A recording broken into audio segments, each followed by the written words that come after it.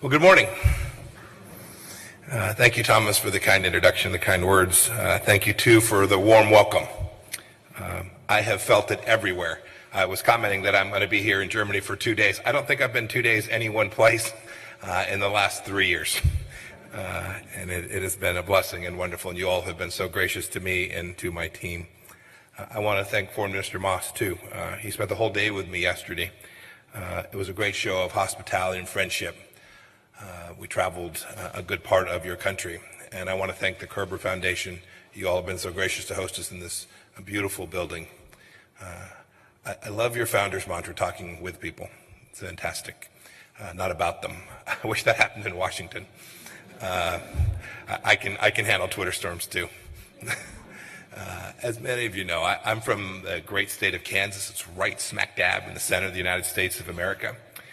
And we've been welcoming German immigrants since the 1800s. They founded towns that I know people in and have campaigned in, towns like Bremen, a little town called Humboldt, Stuttgart, you know. It's Germans like those people that I know so well from Kansas who helped build America. But my personal connection to your great country and to the German people began in the fall of 1986 as a younger, thinner, more daring Army second lieutenant in a place called Binlock, not far from Bayreuth. I'm one of millions of Americans who have lived in Germany since the founding of the Federal Republic back in 1949. My time on station here happened towards the end of the Cold War, but my fellow soldiers and I know that we had no idea that it was, in fact, close to the end. We did midnight emergency drills and exercises within sight of a militarized border.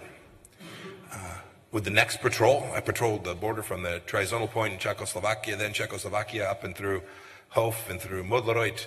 Would the next patrol be our last? This was very real. It seems hard to imagine for the young people in either of our two countries. We didn't know.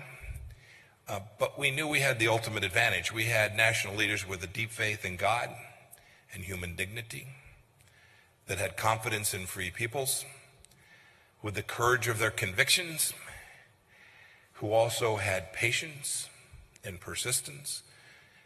They built our people's resolve.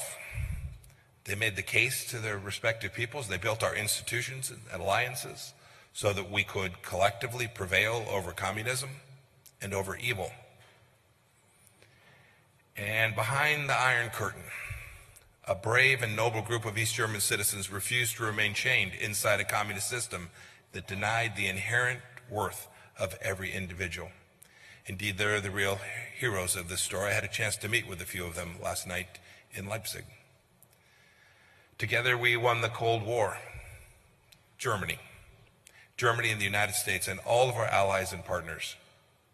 And so it's why I'm really thrilled and happy to be here. It's why I'm so proud. Speaking mere feet from where the wall once stood to celebrate its demise now 3 decades ago, sometimes we need to take a victory lap.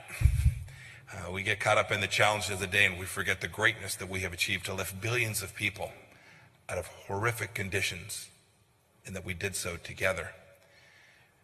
But as we celebrate, as we take this victory lap, we must also recognize that freedom's never guaranteed. You spoke to this. It doesn't just happen. Today, authoritarianism is just a stone's throw away. It's rising, and if we're honest, it never really went away completely. And I see there's members of the Bundestag here, business leaders here in Germany. It's up to us, all of us. It's up to us to secure our freedom and our future together.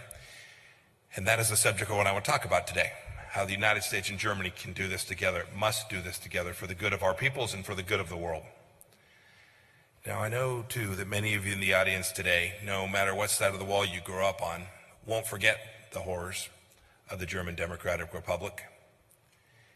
In 1961, the Volpos first jackhammered the city's pavement and laid the cornerstones of cruelty. Those stones became 27 miles of wall snaking through the German capital, dividing a people. The wall wasn't there to keep the West out, it was there to keep the East German people in. That's how authoritarian regimes operated then. That's how they operate today. They force people against their own will to not have the capacity to sustain themselves and be dependent on that regime. President Reagan thought that communism was a disease, and he called it an insanity. How right he was.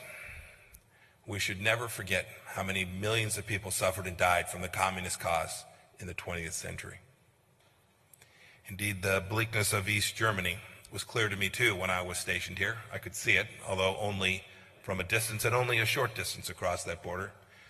But I knew, I was young, I was in my early 20s, but what kind of country needed bricks and barbed wire and machine guns just to keep its people from fleeing? And they needed a Stasi to keep people from talking. Yesterday I had a chance to go revisit some of the same ground I walked when I was in my early 20s. I saw the tools of terror from the perspective of the other side. I'd never been across that piece of terrain before. I'd seen Modleroy, but only from one side. Yesterday I got to see it from the other side. And yet, for all of that governmental power and all that authoritarianism, the GDR couldn't crush the human spirit. Germans maintained their imperishable hope of freedom and a better future, even under that authoritarian regime. Countless East Germans, so many of them Berliners, and maybe some of them related to you that are sitting right here today, made the daring flight across the kill zone and the wall. A number of them, of course, died trying.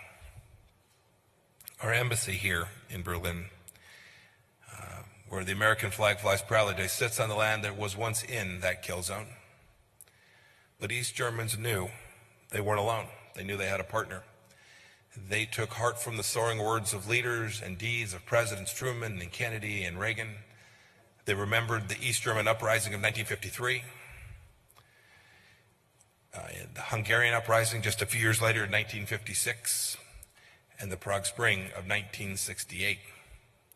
And they saw kindred spirits all across the world. They saw them in Poland, March for Solidarity. They felt the prayers of Pope John Paul II. And they saw the courage to be free in the student protest in Tiananmen Square. And at their back was all of us. It was the wind of Western resolve and power.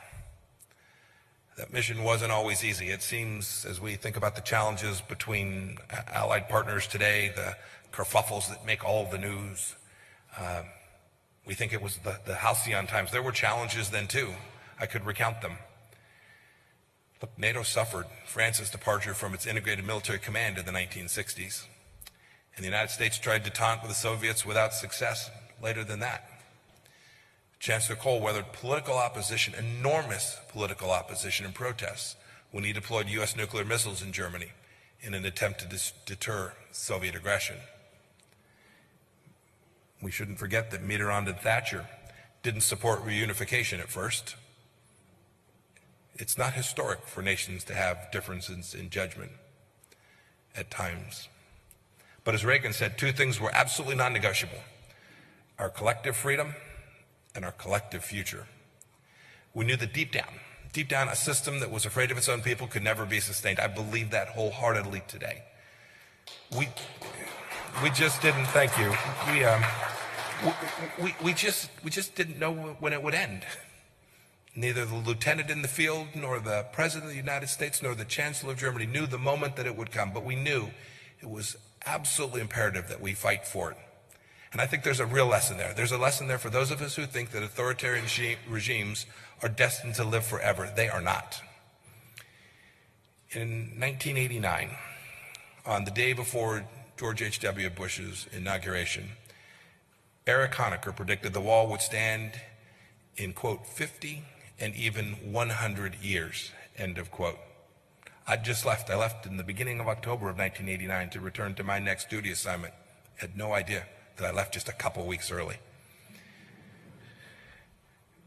German courage brought down 294 days later. It's made my visit to St. Nicholas Church last night in Leipzig particularly poignant for me. The German triumph inspired others to throw off the chains of the Soviet Empire too and secure their own freedom their own future, their own dignity. So, here we are on this 3-decade anniversary, celebrating a monumental victory for mankind's natural longing for freedom. For this great city of Berlin, for Germany, for the German people, but also for the West. All of us had a moment after those days where we lost our way in the afterglow of that proud moment. We thought perhaps that the collapse of communism in Berlin and Moscow and the rest of the Eastern Bloc was the start of an inevitable trend worldwide. There were those who wrote about the end of history. We thought free societies would flourish everywhere, and in some places they indeed have. But we most importantly thought that we could divert our resources away from alliances and militaries and the things that had secured those very freedoms. Sadly, we were wrong. We were wrong about the human condition and the nature of the course that many countries might take today. Today, Russia, led by a former KGB officer stationed in Dresden, invades its neighbors and slays political opponents. It suppresses the independence of the Orthodox Church in Ukraine. Russian authorities, even as we speak, use police raids and torture against Crimean Tatars and Ukrainians who are working in opposition to Russian aggression. In Chechnya, anyone considered undesirable by the authorities simply disappears. In China, the Chinese Communist Party is shaping a new vision of authoritarianism, one that the world has not seen for an awfully long time. The Chinese Communist Party uses tactics and methods to suppress its own people that would be horrifyingly familiar to former East Germans. The People's Liberation Army encroaches on the sovereignty of its Chinese neighbors, and the Chinese Communist Party denies travel privileges to critics, even German lawmakers, who condemn its abysmal human rights record. The CCP harasses the families of Chinese Muslims in Xinjiang who simply sought refuge abroad. We, all of us, everyone in this room has a duty. We must recognize that free nations are in competition of values with those unfree nations. This truth wasn't quite apparent to us in 1989. That's understandable, perhaps. So today, 30 years on, we must mix celebration with sobriety. We must see the world for what it truly is. And we must recognize who we are. Our two democracies, the United States and Germany, possess the abundant political and economic capital and the power that can only be garnered by free societies. We have a duty, each of us, to use all we have to defend what was so hard won in 1776, in 1945, and in 1989. And we have to do it together. We do it together because it's not easy, and doing it alone is impossible. It's never easy. It never is, and it never will be. This is why we make a tough case about ensuring that Germany doesn't become dependent on Russian energy. We don't want Europe's energy supplies to be dependent on Vladimir Putin. It's why we ask for more from all of our NATO allies, because Western free nations have a responsibility to deter threats to our people, and that we are only stronger together. It's why President Trump asks every nation to help pressure the revolutionary regime in Tehran to get back to the negotiating table and get Iran to do the simple thing, to behave like a normal nation and not conduct assassination campaigns right here in the heart of Europe. And it's why I spend a fair amount of my time talking about the risks that are presented to the world by the Chinese Communist Party, its acquisition of sensitive technology firms and Chinese companies intent to build out the world's next networks. Your own intelligence chief said that Huawei cannot be fully trusted because it is subject to the power of the Chinese Communist Party. It's why we must speak up when we see human rights abuses inside of China, in Burma, in Iran, and elsewhere, because if you don't lead, if America doesn't lead, who will? Today, my fellow Americans and I rejoice with the German people. The wall is no more. But let us not take lightly the threats to our freedoms, the challenges that we all face from regimes that rule instead of govern, regimes that crush rights instead of protect them, regimes for which this anniversary is a fearful warning, not a cause for celebration. Those of us who want to spread freedom must confront those that want to spread their vile ideology, to dominate free nations of the world and to subvert the rule of law, and to undermine the multilateral institutions that matter so much to freedom. They want to turn them to their own political ends. We have to collectively move forward, look forward, and face this threat with our eyes wide open if we're to overcome it. I know that we will. It's our duty to decide the terms on which our people will live, and we want them to live in peace and in freedom. So let's resolve today, all of us, those of us in government, those of us in business.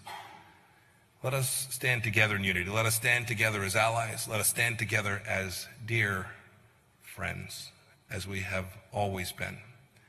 We've done it before. I am very, very confident that we will continue to do it and do it again and again. I hope God will bless each of you. God will bless this great country, Germany, and our close friendship together. And I look forward to taking some questions today. Thank you all so much.